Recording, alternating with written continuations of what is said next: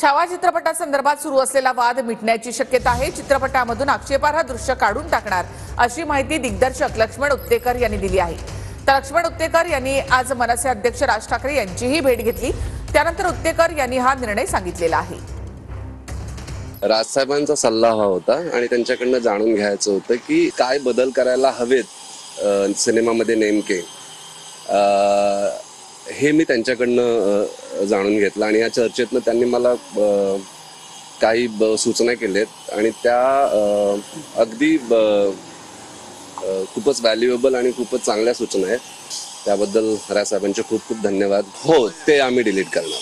त्याच्याबद्दलच राजसाहेबांनी तोच सल्ला दिलाय मला आणि डेफिनेटली त्याच्या मागे कोणालाही कोणाच्या भावना दुखावण्याचा हे नव्हतं, इंटेन्शन नव्हतं।